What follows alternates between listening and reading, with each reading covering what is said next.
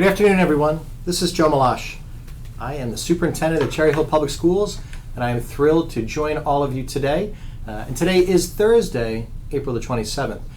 Thank you for those of you who have the opportunity to watch live as we have another edition of our online lunch with the superintendent. And if you're not watching live, if you've come back to watch us on our YouTube channel, today, as we do this filming, is Thursday, April the 27th. So thank you for taking the time. I do not have a special guest today with me.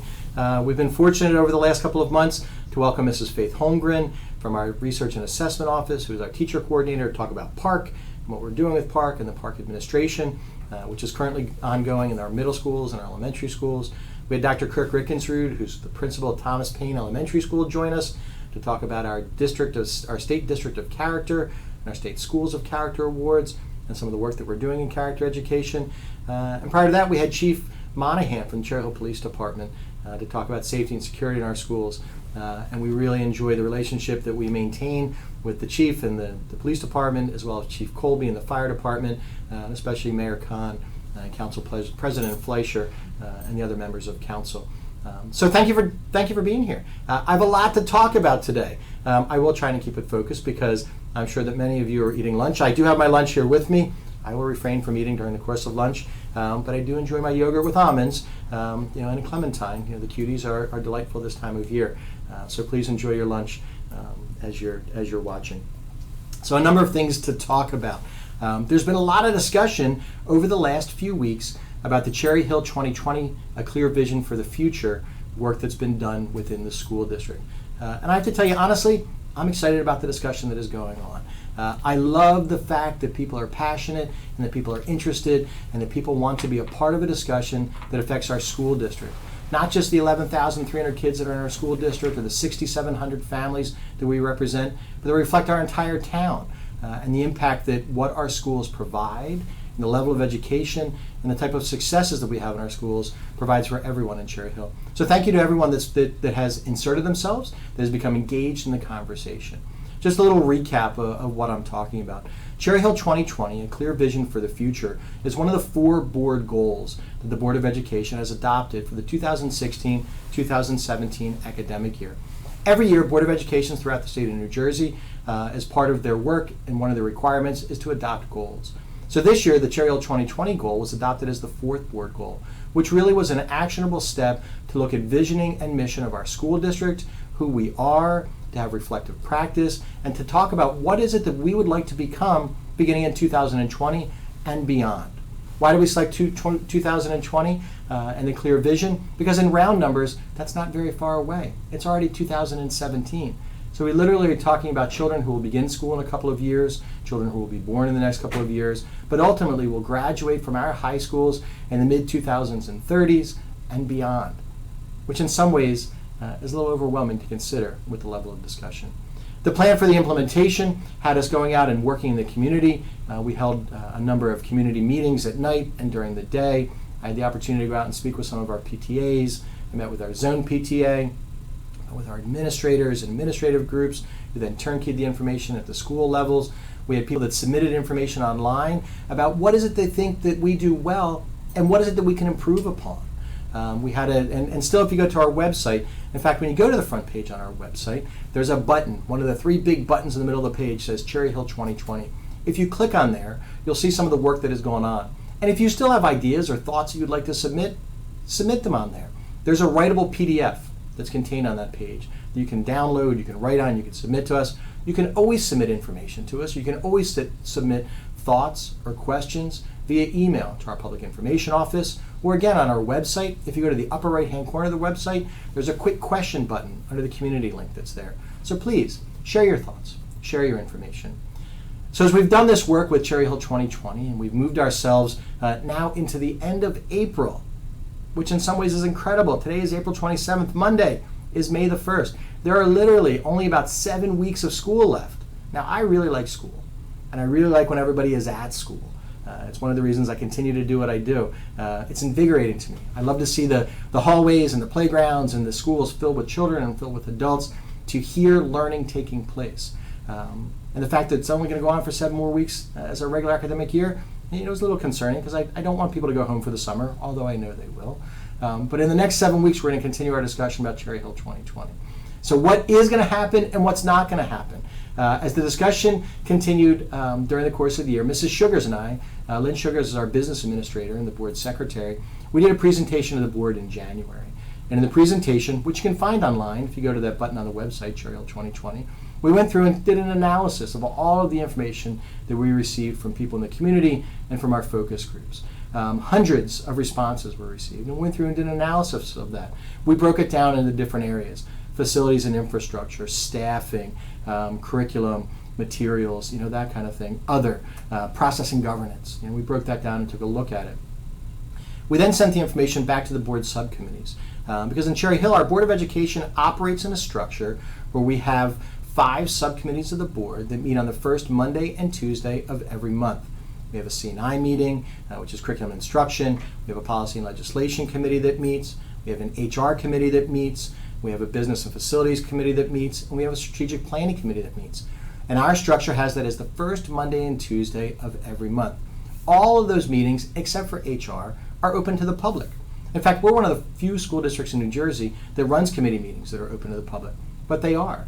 And then the second week of the month, typically, we have our work session meeting, where the board gets together as a full board. The 9 elected members of the Board of Education get together and talk about the work that's going on within the district, what's been discussed in the committee meetings, and that kind of thing. The 4th Tuesday of the month, we have an action meeting. And it's at that meeting, typically, that the board takes action on things that are recommended.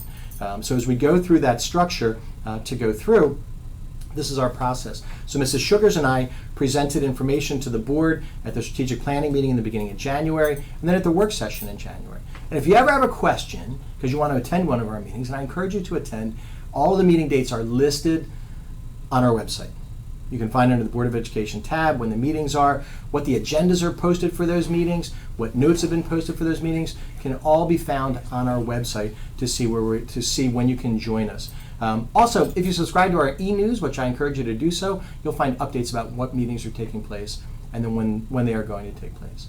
So after I did our presentation in January, we sent information back to the different committees. The committees discussed different pieces. We got additional feedback from community members, from board members, from staff members, which leads us to now. So as we sit here in April, we have had 4 public discussions at this point about the Cherry Hill 2020 work.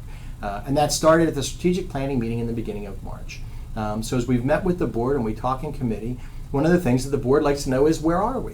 What are we seeing and what are we looking at? So at the strategic planning meeting in the beginning of March, we talked about 2 items. As a highlight, we talked about a number of things, but 2 items that have come up for discussion quite a bit. One was the single item that came up most often in all the work that we did in Cherry Hill 2020 was the desire for full-day kindergarten. And that came from staff members, and that came through PTA, and that came through community members. But was a desire for full-day kindergarten here in Cherry Hill. One of the other items that came up throughout the discussions addresses the issue of the east-west divide and how can we improve the relationship that exists across our 19 schools and within our community, which there is a responsibility that we have within our community to do that. There are other suggestions about curriculum and about the way curriculum is delivered, how we structure what we have, the implementation of practical labs across the level, how science is taught, how we use technology, the improvement of the facilities. All of those things came out as well. But 2 of the things we talked about at the strategic planning meeting in March, and then subsequently at the work session in March and at the last board meeting here in April, involved the implementation of full-day kindergarten and a conceptual discussion about creating 2 full-day kindergarten centers in Cherry Hill. And then the second piece was the idea or the conceptual discussion of the implementation of a 6th grade center, taking the 3 middle schools and making one of them. At this point, the discussion was around Rosa becoming a 6th grade center and Beck and Crusoe becoming 7th and 8th grade schools. So let me talk about what the conceptual discussion is and what it is not and what our next steps are. First, there is no formal proposal to the board for these things to happen. This is a discussion. There is no vote that is scheduled on any of this taking place. There's not going to be a vote on May 2nd when we have our strategic planning meeting. There's not going to be a vote on May 23rd when Mrs. Sugars and I do a final presentation from the visioning work that was done this year. There is no school board vote scheduled about any of this. It's a discussion. It's a conceptual discussion. So one of the things we have always tried to work on is how we communicate with the public and the way that we communicate with the public and sharing information as we go through. And that's where this has come from, right? So in 4 public meetings, we've had a discussion about conceptual ideas of what can we do to improve our school district, and here are 2 examples of where they are. But there is no vote scheduled. There is no mandate to go through. Nothing will be presented to the Board of Education to say that next year or the following year or the year after, that we're going to have 2 full-day kindergarten centers, or that Rosa Middle School will become Rosa 6th grade center. That's not there. But there is a discussion about that taking place. So here's some of the reasoning why. As we look at the implementation of full-day kindergarten, we would not be able to implement full-day kindergarten in the 12 elementary schools the way we are currently situated. There is just not enough space in all of our schools. There's space in some of our schools based on the population and the census of the schools, but there's not room in all 12 of our elementary schools. So as we look at the enrollment and we look at the physical structure, then we start to think, well, how could we do? Could we do a kindergarten center? And there are samples of kindergarten centers throughout South Jersey and throughout the United States where they have kindergarten centers in a school district. So then we look at our current facilities. Could we do full-day kindergarten in one of our current elementary schools, just doing one? And the answer honestly is no, we cannot. We do not currently have an elementary school where we could house all of the regular education students in a kindergarten center, as well as all the classified students in a kindergarten center, and all of the ELL students, the English language learners, in one kindergarten center. I will never submit a proposal that would identify separating those children into different schools. So then the next step is, well, what are our options? What can we do? So we talk about the concept of establishing 2 kindergarten centers, 2 full-day kindergarten centers, one on the east side of town and one on the west side of town, where the children will go and spend the entire day in kindergarten. Why 2 kindergarten centers? Because the infrastructure would allow us to provide that support and to provide the space and the structure to have full-day kindergarten for a full complement of regular education students, classified students, and English language learners. It would also have space, for the addition of art and music and physical education for the kindergartners. There's a concept that if this were to move forward, we would have a principal at each one of the schools, and the principals would work together and run it almost as a combined program. Because my expectation is there would be consistency in terms of how that program would be put together and what it would look like. So that's where we are with full-day kindergarten. And what are we looking at? What schools? So there's 5 or 6 elementary schools that we're looking at, because there are real infrastructure realities. Kindergarten, as part of state code, if we're going to have kindergarten, there's supposed to be a bathroom that's attached to the kindergarten. We don't have any school where there's a bathroom that's attached to every one of the classrooms. So there are infrastructure considerations that will go into place. Is that the only way to implement full-day kindergarten in Cherry Hill? It absolutely is not. We could have a discussion about implementing full-day kindergarten in the 12 elementary schools where we currently have elementary school. But to do that, that's a whole other discussion as well. That would require redistricting the entire district about what children from what neighborhoods and from what areas are assigned to schools. Part of the discussion? Certainly part of the discussion to go through. But again, a conceptual discussion in terms of where we are. Not a mandate, not a step forward to say that this is what's going to happen next. Will we continue to talk about full-day kindergarten? Will we continue to talk about the enhancement and how we can better the education and the experience and the opportunities for our children? We will. That's our responsibility as the adults, as folks in the school district, as the Board of Education members, and you as an interested public, whether it's parents of children that are currently here, parents of children who will arrive here, or parents and community members who have children that have gone through. It's our responsibility to continue to improve the educational program that we have. So that's one of the pieces of the discussion. The second piece, the 6th grade center. So one of the things that we know as a school district, one of the few pieces that we can point to with cause effect, is we know the longer that we have children in our school district, the more successful that they have demonstrated themselves to be academically, socially, and with opportunity and choice beyond high school. The longer we have kids here in Cherry Hill, the better off they do, the more successful they are. We look at all the external validators in terms of levels of success. So the discussion is we can provide a full-day kindergarten program and have the children here and go through the elementary schools and then take all of the 6th graders and put them together. Because in 6th grade, we do not level our classes. There's not a high class, there's not a low class, there's not an accelerated class, there's not an honors class. Children are heterogeneously grouped in terms of how we deliver instruction and how we deliver the curriculum in 6th grade.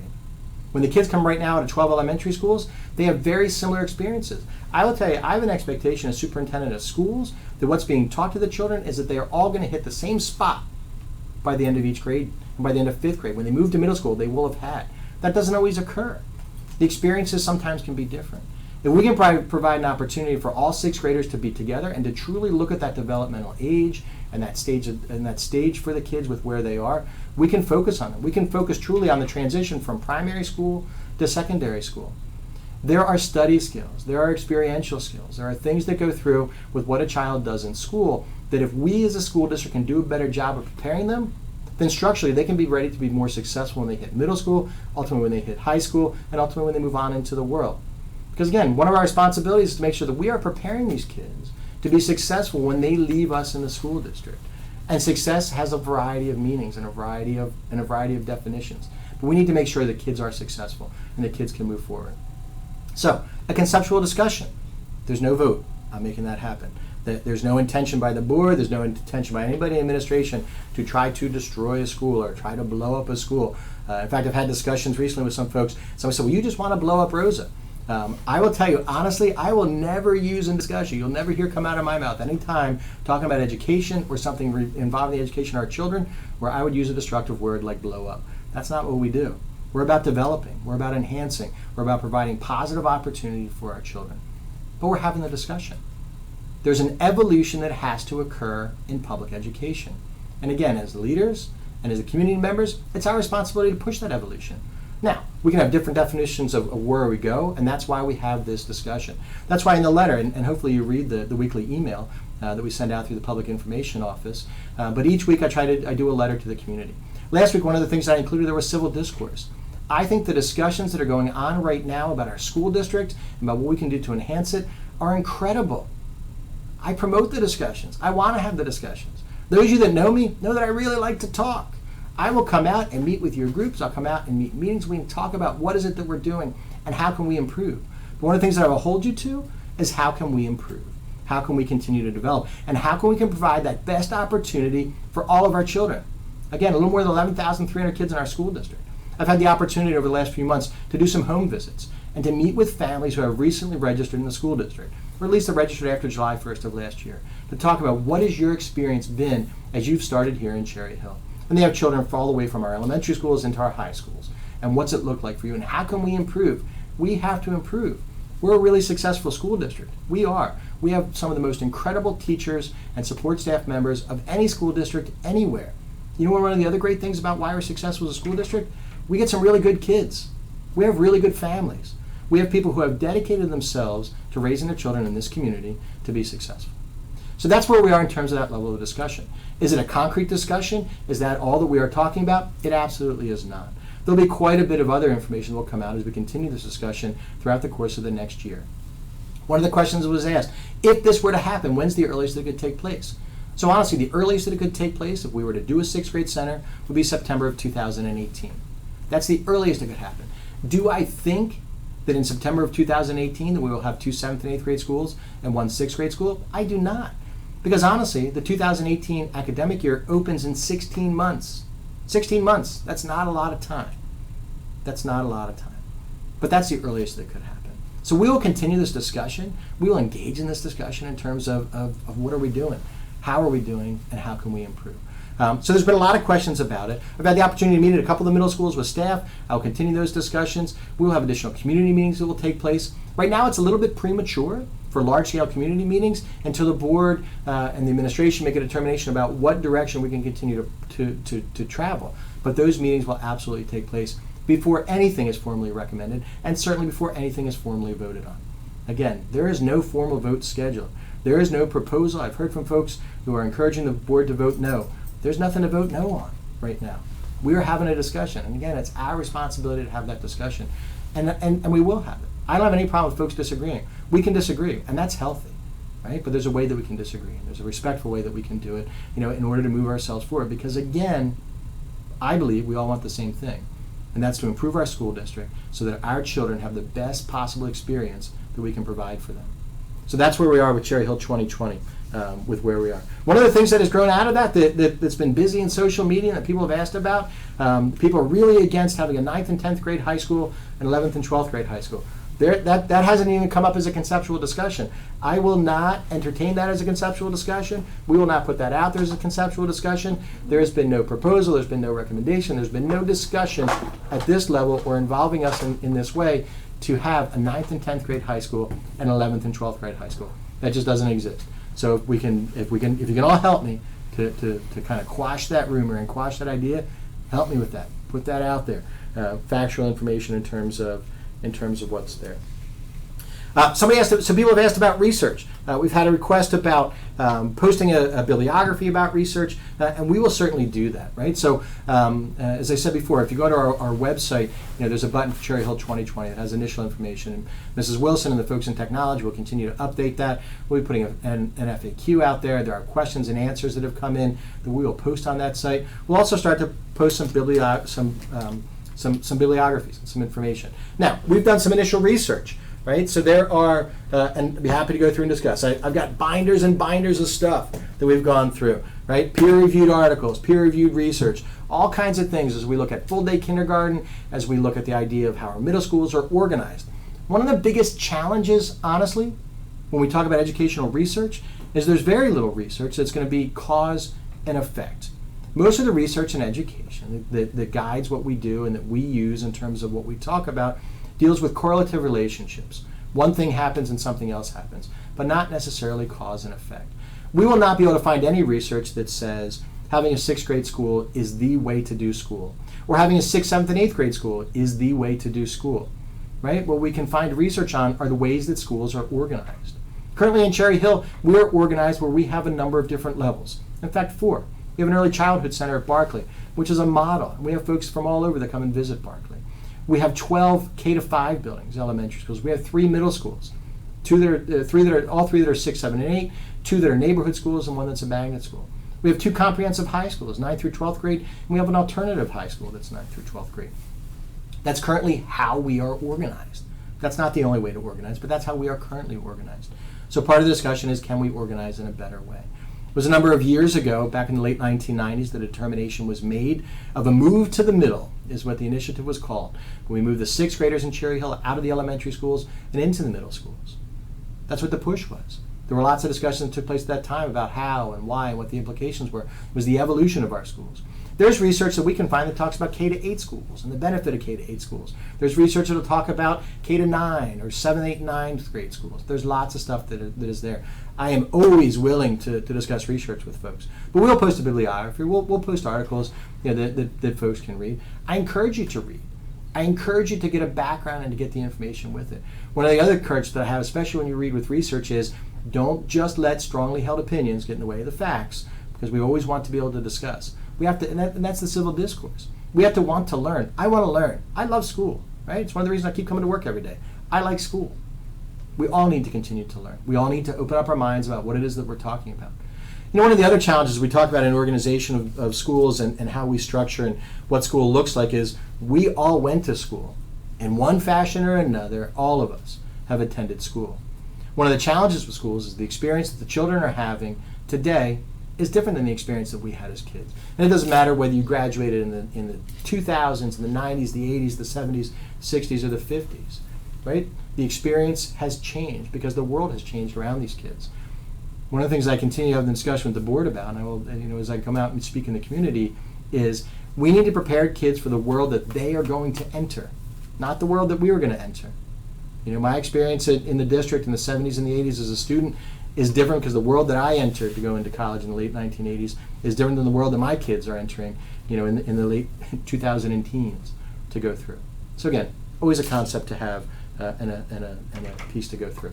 So thank you for submitting the questions about Cherry Hill 2020. Thank you for submitting your thoughts. I encourage you, continue to submit them. Please share your ideas. If you have a group, I always am welcome and willing and able to go out and speak to PTA meetings. Now, as I talked about before, we have about 7 weeks of school left. So there is kind of a tight time frame for the regular academic year, but I'm happy to come out and speak as long as Mrs. Cohen can schedule it to your meetings in the spring, during the summer, in the fall. I want to keep the dialogue going. Again, it's invigorating to me that so many people have become engaged in a conversation about our schools and the structure of our schools and how we do what we do. So a couple of other things that have come up as questions. One, bus situation for middle school and high school sports. So you've seen in my writing, and we've talked about it in the board meetings over the course of the last couple of years, we have struggled with transportation. And we have struggled with securing transportation, especially for after-school events. Transportation is an issue throughout the state. It just is. And it's not a matter of bus companies not wanting to provide buses or their buses not being available.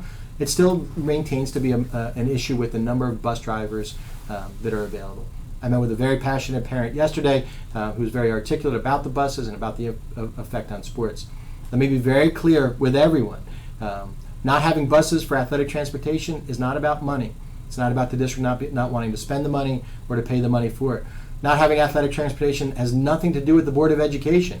The board members, your 9 duly elected board members, want us to have buses for all the athletic transportation. So do we in administration, so do the folks at the schools.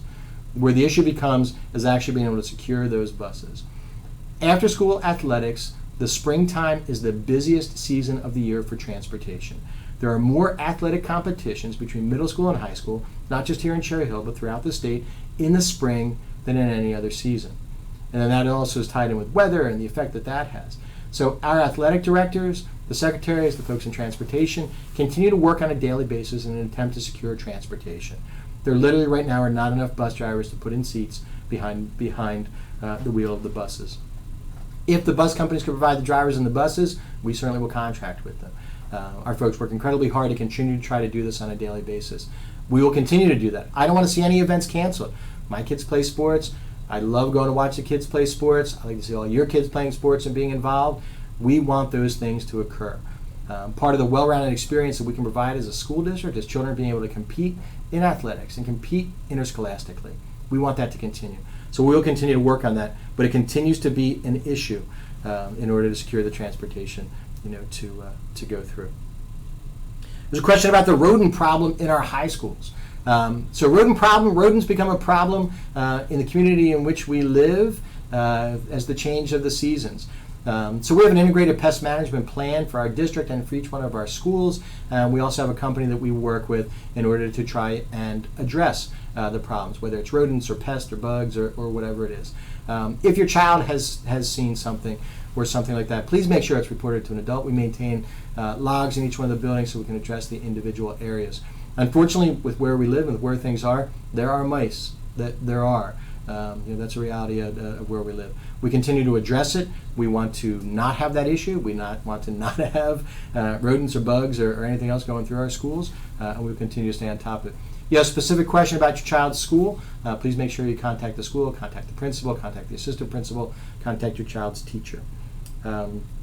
Question about athletic directors. The rumor that the athletic director positions have been eliminated for the 2017-18 school year, and is this true? So in one sense, yes, it is. So we're going through a restructuring in terms of our organizational structure.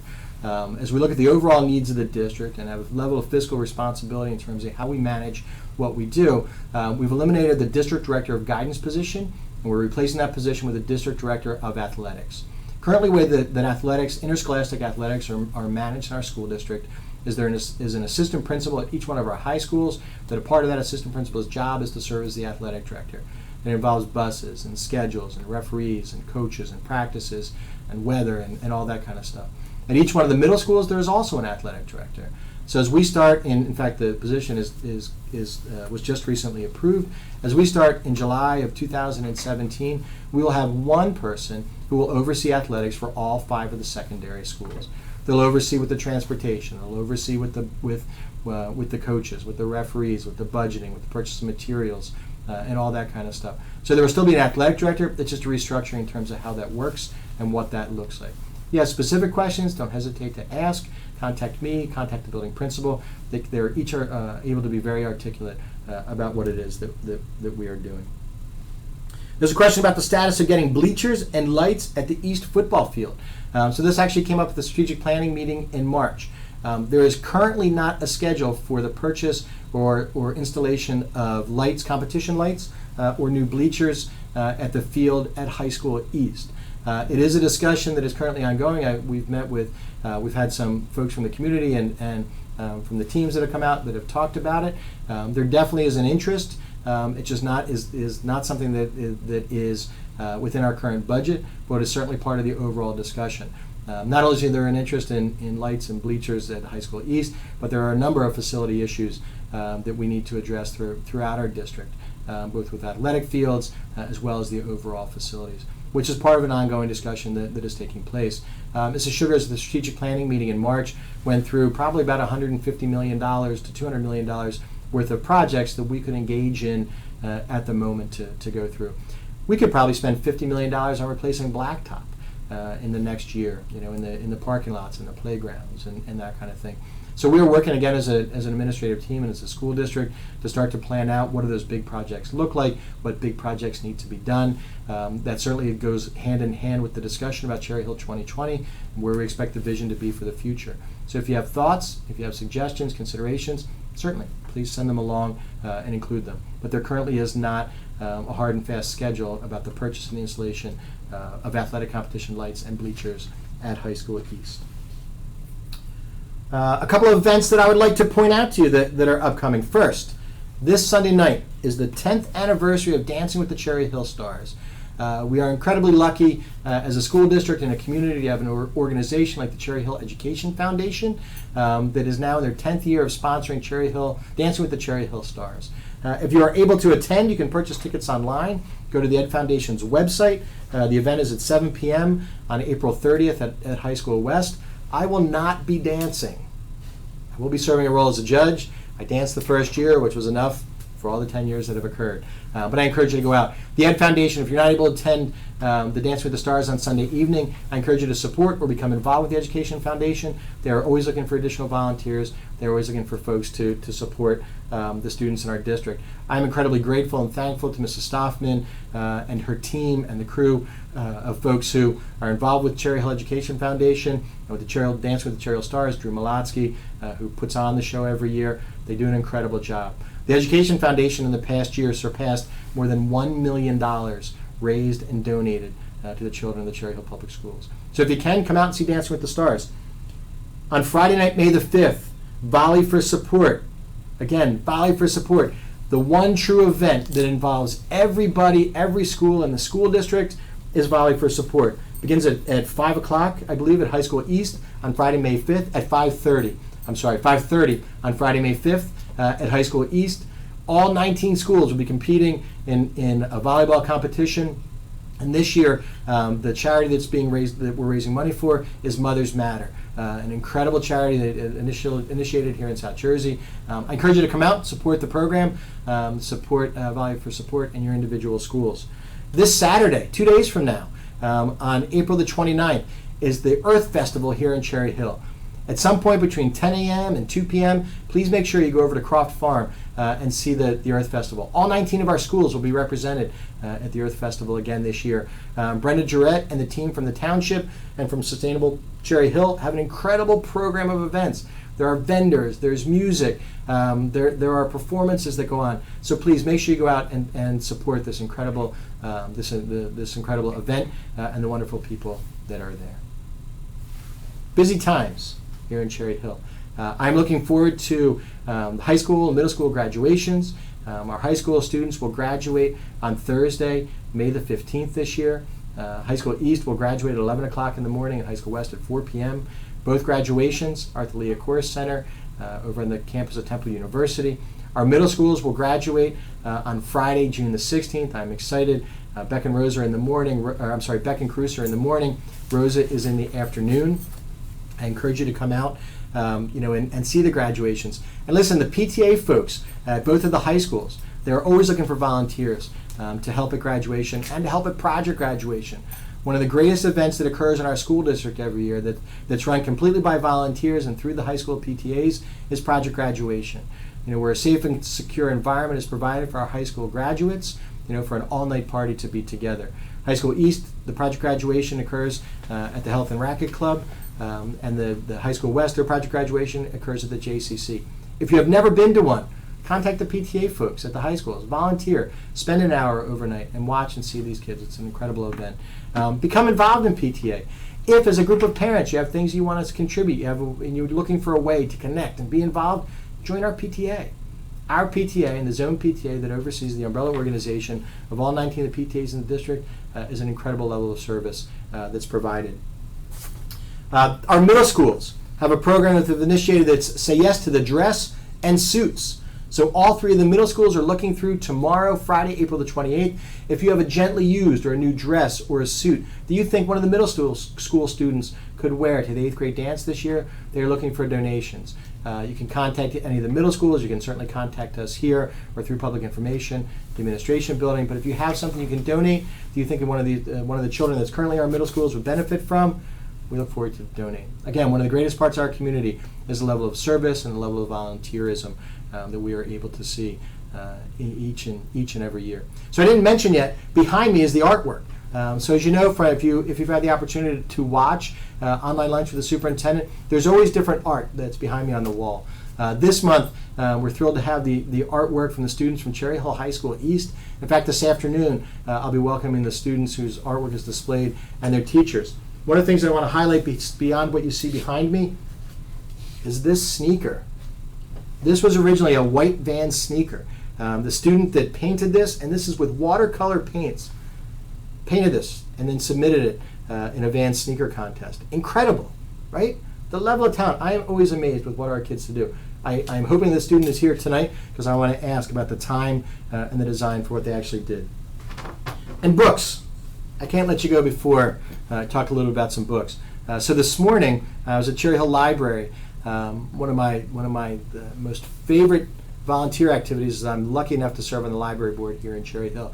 I love the library. Cherry Hill Library truly is the heart of our town. And this morning I was there as they recognized the volunteers, student volunteers, student scholarship winners, adult volunteers who donate their time at Cherry Hill Library. If you haven't been in the Cherry Hill Library, make sure you get out and see Laverne Mann and her staff. There are activities that are going on all the time in the library. Get up to the Cherry Hill Library. So some books that I'd like to share that I would like to recommend to you. Some that we read currently in school, some that we've used as summer readings, but all that I would like you to pick up and take some time with. First, Night, Elie Wiesel. We are coming up on the year anniversary of his passing. An incredibly powerful book that our children read within the schools. If you have not read it, it's a definite recommendation. Please make sure you go out and get it, borrow it at the library, but a book that you should definitely read. Another book that our middle schoolers read, Warriors Don't Cry. It's the story of the children who, following the Brown versus the Board of Education decision, desegregated Little Rock Central High School. Our middle school students read this. A great piece to pick up, to go through, and to think about the experience that these children had in desegregating that high school. And I believe, honestly, with where we are right now, an important reflective piece for all of us. Two others that have been summer readings in the past and may come up as summer readings again, but great books. First, T.H. White's The Once and Future King. If you liked Harry Potter, if you read Harry Potter, your kids read Harry Potter, and you have not read Once and Future King, I encourage you to go back. Pick up Once and Future King. The Arthurian Legend, great book. Really good book. And another one, Curious Incident of the Dog in the Nighttime.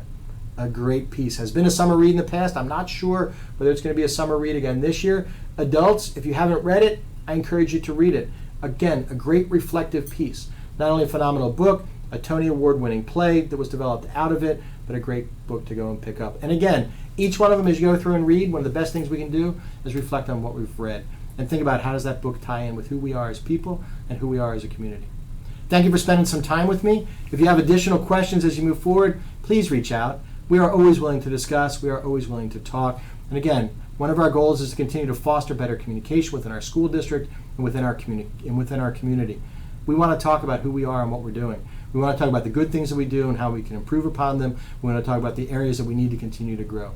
Be part of the conversation. Join us. Have a great afternoon.